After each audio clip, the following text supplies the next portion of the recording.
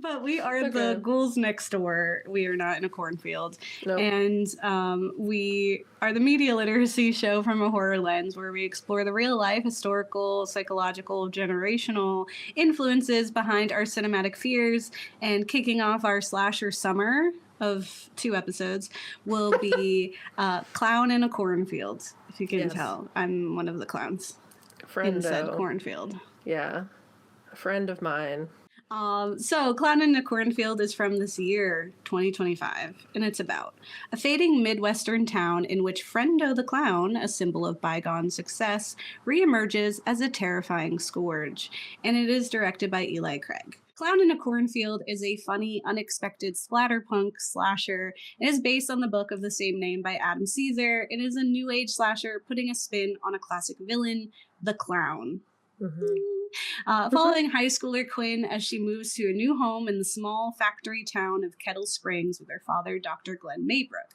Coming from Philly, love it. The family duo has some dark history they're working through, but Quinn quickly discovers some intense fractures within this country community. You know, they got their own stuff going on, and then the town is weird. She's like, I'm not built for that. Like, I'm used to Philly squabbles, right? Like, it's in your face. It's like obvious. Like, it makes sense. It's oppressive. It's systemic. And this is like, what do y'all like? It's also that, but weird. Yeah, it's like so weird, right? Yeah. Like, they're pretending to be something else, you know? Philly ain't doing that. As teenagers are one to do, she befriends the outcasts in the town despite numerous warnings and protestations of others, especially the adults in the town. One of her fellow like youths is like, don't hang out with them, they're the weirdos. And she's immediately like, they're my new best friends. Yeah. And very then every single adult in the town is like hates them. And she's like, what? She's like, am I making this up? And like they aren't even like doing anything. Like I get like the factory situation, but like other than that, like they're not really doing anything. Like it was really odd. And she doesn't know that, right? She's like sitting in a diner and they walk by and then like everyone turns. It's like very like Twin Peaks, like we all are in the know. And she's like, excuse me, what the F? Super valid response to that.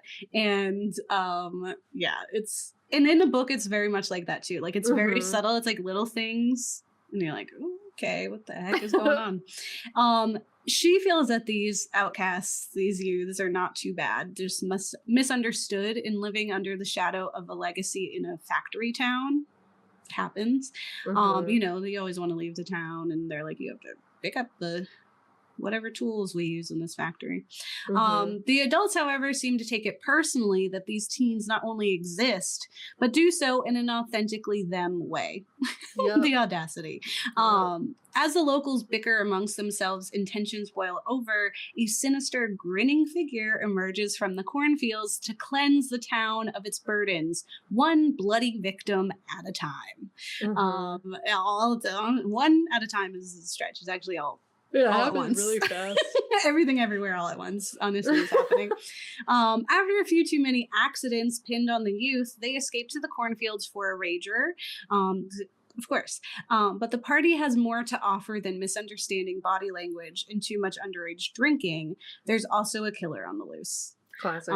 The killer has donned the face of the town's beloved mascot, Friendo, which is the mascot of the Bay Pen corn syrup factory, which is such a fun thing to have be your town's love.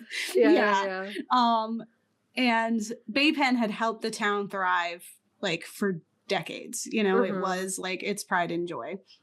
With such a large divide between the conservative adults who strive to preserve the status quo and the teens desperate to shape their own future, the threat of Friendo feels especially heavy. And with delightfully absurd gore and entertaining banter, Clown in a Cornfield is a fun summertime slasher. It offers a pleasant, somewhat unexpected twist, some truly bizarre characters, and is always beloved in the slasher genre, teen angst. They were angsty. They were angsty, but like honestly, it wasn't annoying to me. You know, sometimes teen angst can like get a little too Disney Channel. Yeah, it didn't feel Disney Channel-y to me. It still like wasn't 100% authentic. Some of it was like this person's clearly acting. But a good part of it, I felt like this is really fun. Like, yeah. like in the slasher genre, right? Of like overacting and like dramatic teenagers, like they're up there. Yeah. So my section for this is that the book is always better. It's just is what it is. It's very, very rare that I will be like, you should watch this film more than you should read this book. Not to say that it hasn't happened. It certainly has. Yeah. But I have read Adam Caesar's Clown in a Cornfield. I read it last year and I had a really good time. I was like, fun. It was fun. I listened to it as an audiobook and I super recommend it that way. I just think it was very entertaining. The narrator was did a really great job and it was like fast paced and there's like gore and fun. Books will always have the upper hand on films because we get more time with the characters. We're like in their minds and we work alongside them, trying to figure out what is going on. So like that's always going to kind of be better. There's something about suspense and thrill in a book that beats a film atmosphere for me. It's so much easier to put yourself into the character's shoes as you read, because in a film we are voyeurs always, right? There's a fourth wall, right? We exist on the other side of it, and so we're forced to watch these characters make poor decisions, whereas in a book we're saddled right there like beside them as the dread sleeps in, because like we're not seeing things that they're not seeing in a lot of ways, right? Clown in a Cornfield was a thrilling book to read because of Caesar's suspense. Like he you don't know what's going on until it's just like shit hits the fan and you're like, what is happening? But there's a few like faux scares leading up to it that I was missing in this. Like there's one particular scene and I was like, we don't get that because they killed off the two characters who do it like before we get to the party. And it was like that was like a really fun situation. Like I do feel like the film rushed us and didn't like establish enough this distrust between people and like the antics of these youths, which again, you only have so much time, right? The runtime is movie size, right? So and book is book size. So while the film portrays the adults' hostility as aggressive and sudden, the book develops it something like as something more insidious and relentless. Like it feels everywhere. In both versions, Quinn's frustrations with the adults' biased attitudes can easily be written off as typical teenager complaints, right? When she's like, oh, the teacher just like, she got detention on the first day and she's like, that teacher's crazy. And of course, like, every kid thinks the teacher's out to get them, right? This just happens to be he really was. And like that is like really what's fun about the book and the film is like those little things where it's just like, of course you're saying that, you're acting out because like we're going through stuff, and it's like that both can be true. Like I could be acting out and also these adults could be wilding. Like what is going on here? However, the book's extended time with Quinn and her peers makes the adults' dismissal feel like a deeper betrayal. Some of the people that are revealed to be villains, like you know them a little better in the book, and so it's like oof, you know, there's really there's nobody here saving us, you know?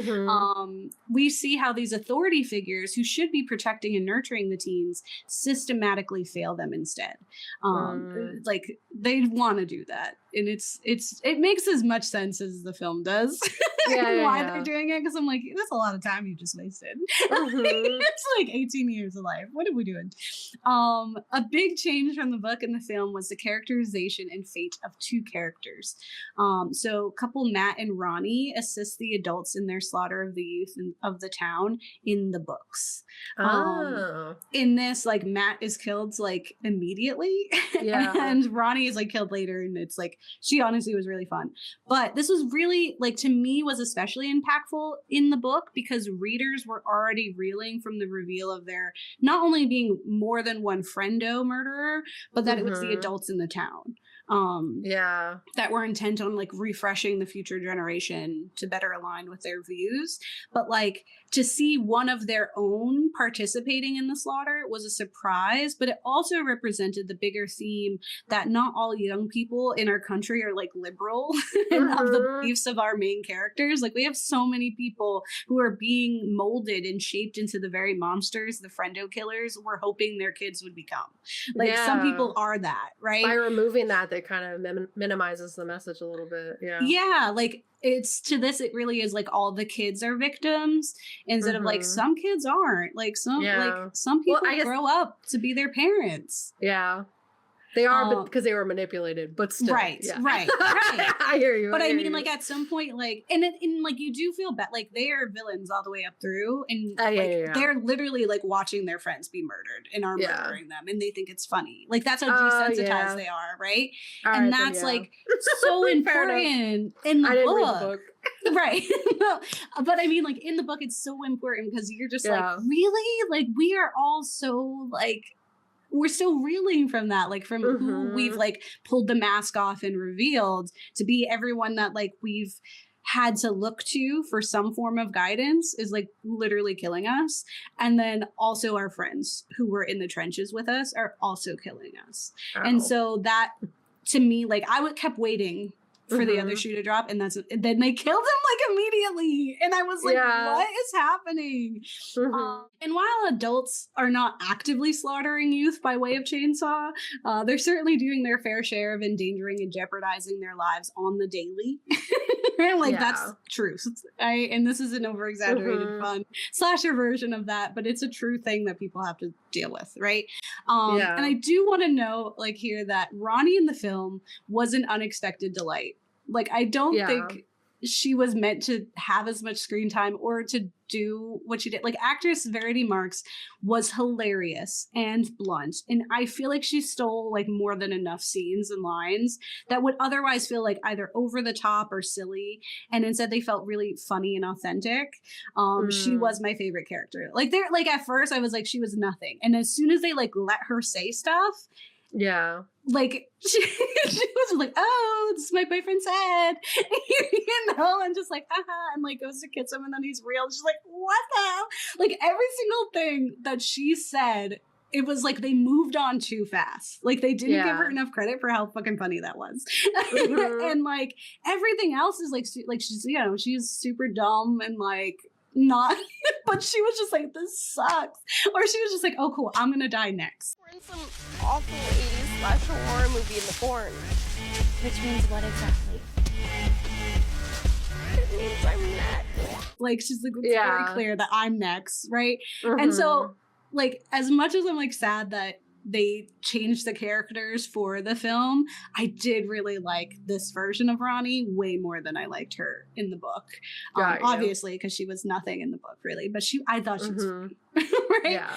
Another big change would be casting Ayo Solanke as Tucker, making him a black character in a horror movie, which means that when he dies first, it felt shitty. And like to be fair, there is like past characters that died. I still am confused as to really how that happened. And why people wouldn't know anyway.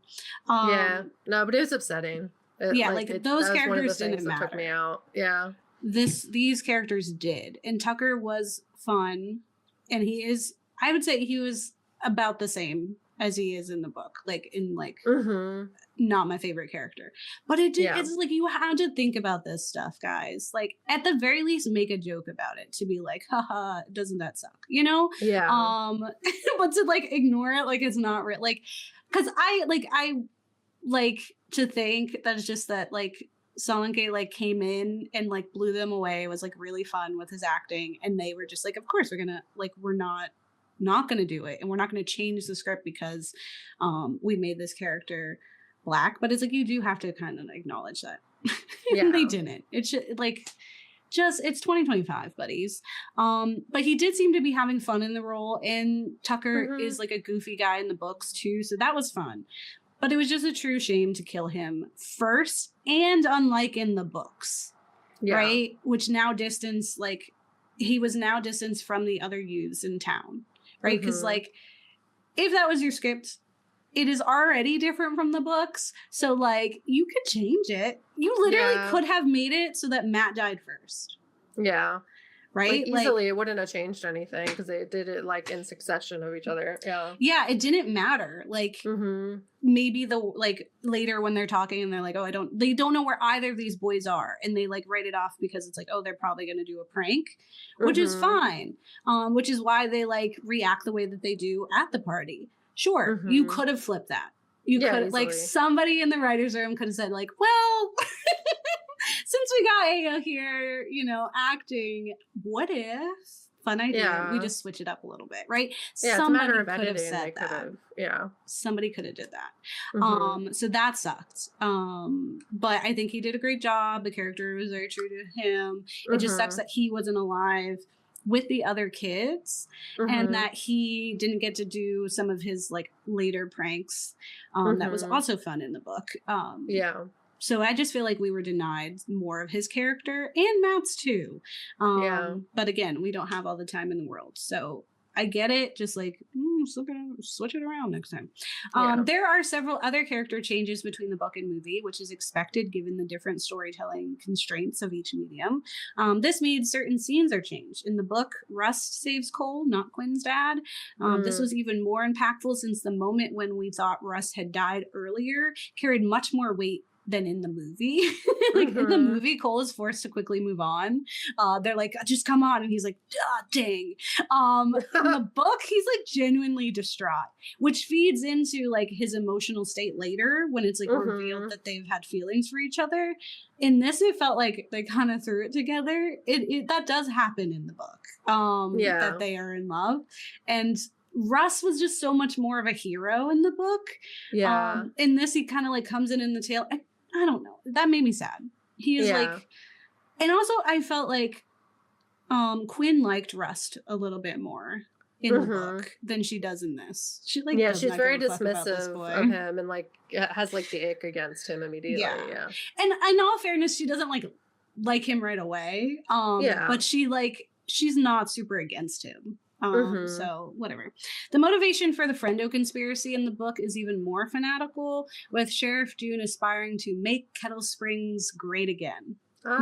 So subtle, right? No, not at least. About critiquing this older generation that's oppressing and literally silencing future generations. In the film, that theme is certainly at play, but not nearly as overt or obvious. Honestly, the reveal of the townsfolk felt less earth-shattering in the movie.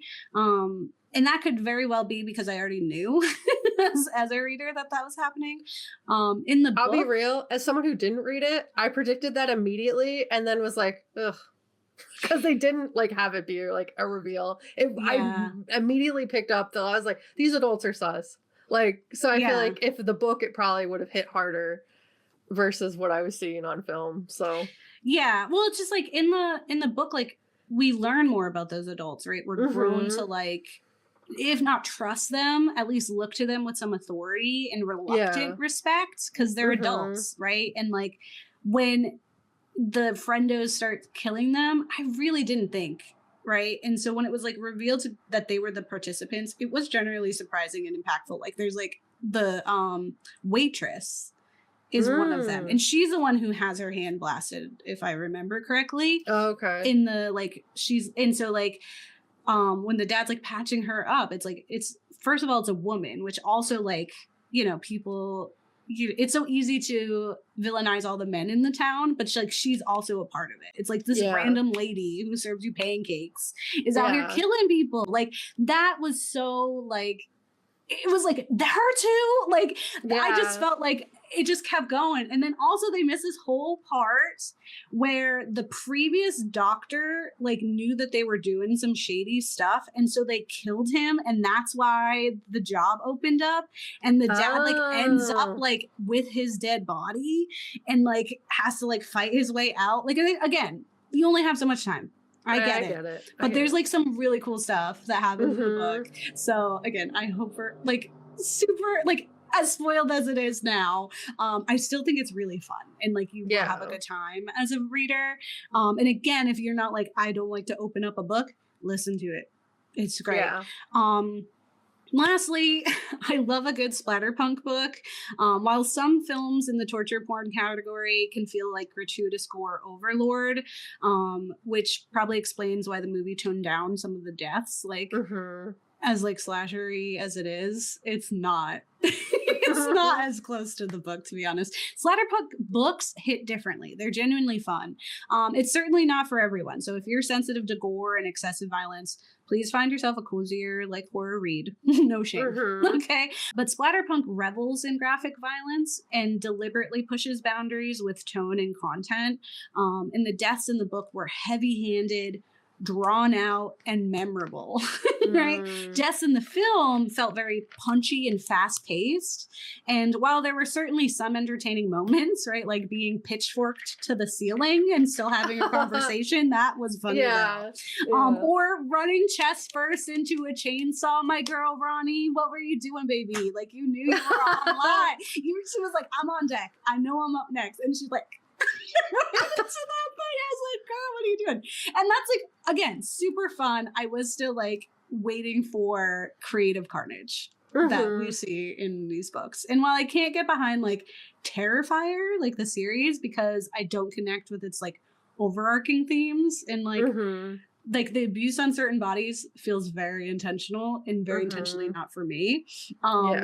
The Clown in a Cornfield was as educational as it was traumatizing for its readers. Like, I can get behind their reasons for why the slasher was that. But ultimately, Clown in a Cornfield is still a bloody fun mess of a slasher where young people can feel inspired to fight back against the oppressive systems of the generations before. Hopefully, before it gets to this point in a far less gory way. But whatever gets the job done, honestly. So, like, I was saying, if they're coming at you with chainsaws, you can meet them with chainsaws. Let me be the first to tell you, right? And talking about, like, people being masked while, like, assaulting a vulnerable population. Adam, I see you. Yeah, and I mean, I've seen some videos where people are fighting back, but it's like, it's a scary time to be alive. Yeah. It really is.